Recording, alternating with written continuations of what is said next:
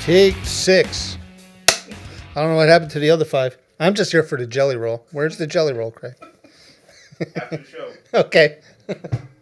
All right. Welcome to another edition of America's Mechanic. I haven't done one in a while, so a lot's happened since the last time we put one out here, and hopefully you enjoy this one. This is going to be about the state of the industry. I know I've talked about it before. This is more of the trust in the mechanic world, between the customer and the auto mechanic, because as things get more and more technical, as customers seem to be more and more separated from a lot of the understanding of the vehicle itself, a lot of questions come up, and a lot of people, mechanics, dealerships, whatever, they try to take advantage of you, for the lack of better terminology. I'm not here to beat all kinds of people up.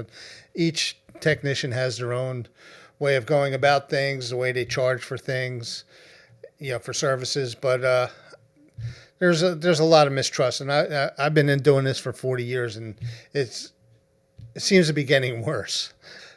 We see a lot of customers come in, and when you're looking for a mechanic, we're seeing a lot of new customers. They're coming from other shops, trying to avoid the dealerships and the big chains because of the way, especially the bigger places, the way they do business. Now, I've always been a neighborhood repair shop. Always ran my businesses that way. It's the way my dad was when he had his businesses. So, you make yourself part of the community, and you want to keep that standing, that good standing, and you want to serve your community. And I think we do a pretty good job of it. And the reason why I want to talk about this today is we've been seeing a lot of, like I said, new customers coming in, and they have a lot of questions. I just had one happen yesterday, which I have some of the paperwork, things in here. Now, this was a vehicle they took in for a vehicle recall, a manufacturer's recall. Now, I cannot do a manufacturer's recall at this point. So it has to go back to be handled by whatever the manufacturer is, whether it's a Hyundai or whether it's a Toyota or whatever. You got to go back to its proprietary dealership. So this was a car came into me yesterday. I'm not going to say who it was, what brand it was, but she took it in for the recall. And now recalls are a necessary evil, but also what I'm seeing is more and more a lot of the manufacturers are coming up with what I call bullshit recalls, and they get you back in there, and it feels like it's a marketing tool to get you back in there, because almost every single customer that's come to me, that's come out of a dealership after getting a recall, has had a horror story. They tried to sell me this. They tried to sell me that. Do I need it? Most of the time, no, you don't. Services that aren't needed at this time at different miles. This particular vehicle was a 2021 with 28,000 miles on it. It came in. They took it over for a recall. They gave her a list of stuff that what they said it needed, and I'll touch on some of these things because they're basically ridiculous. And like I said, I don't really want to beat up on the technicians, because like I said, they got to make a living, but there is a limit to what you do, and this one here is ridiculous. All right, rear brakes and rotors. Yeah, see, $754. Now that on its face sounds like a lot of money, but brake rotors and pads have gone up. The prices have gone up. So I'm not too concerned about that one itself. It's all the stuff that goes along with that.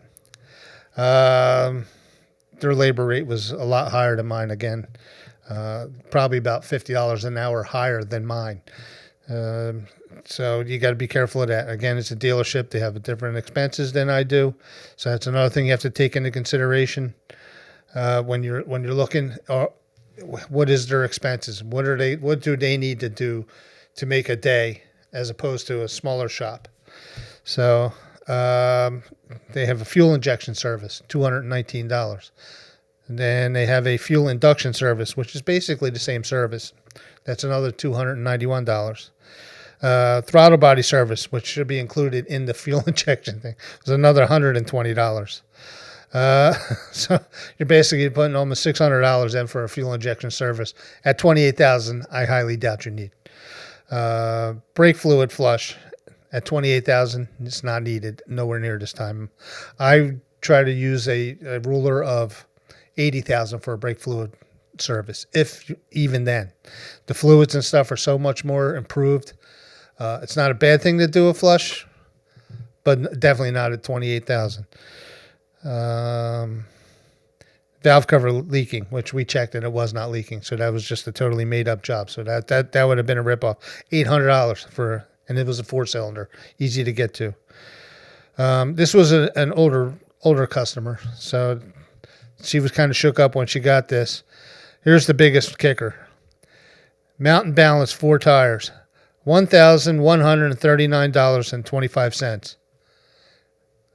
Sounds crazy.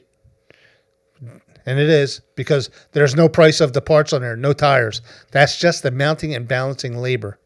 And it's just a normal car. It's not like it's a Lamborghini or Bugatti or something like that. So, but if she bought all 4 tires and had them balanced, that would have been added another probably $1,200 to her bill. So, I mean, there's a lot of other things on here that she really didn't need. Suspension, they said ball joints were leaking grease. These particular vehicles, the ball joints have a nylon bushing, no grease. So that would have been another $935.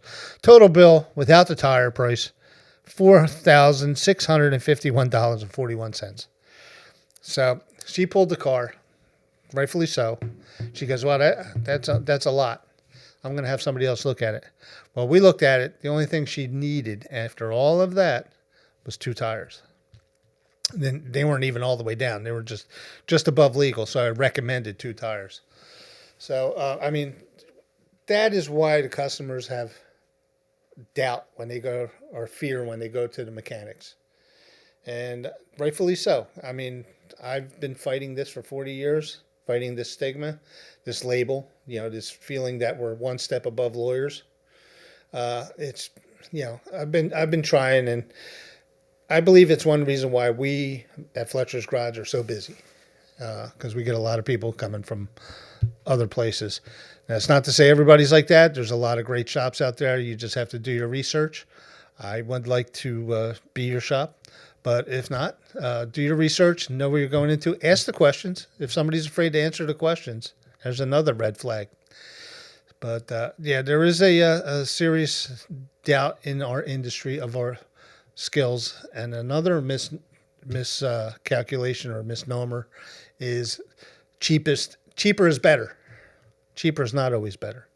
The problem with that is, the expense of the equipment is really a lot more, because we need a lot more technical stuff, but we need to service the vehicle. If somebody's cutting prices, like if I tell somebody my labor rate and they're like, "Oh, well, I could do that for half of that." Well, go ahead. Because you're going to have a hard time. When you are the cheapest shop on the lot, you may get busy, but you might not. You're not going to be able to keep up with the equipment and stuff like that. And so you have to charge a fair price.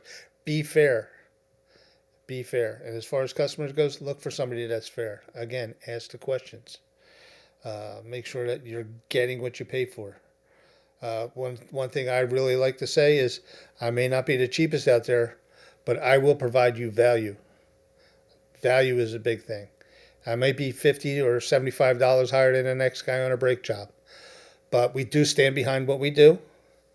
If you catch one of those fly-by-night guys that do them in their driveway, they're not going to stand behind. You have a problem with your brakes that they did 2 months ago in their driveway, and you take it back to them. Chances are they're going to go tell you to buzz off. So we stand behind what we do. We have our national warranties, and we just deal with it. We provide value for the customer, and that's the biggest thing that you should look for when you're trying to pick a shop.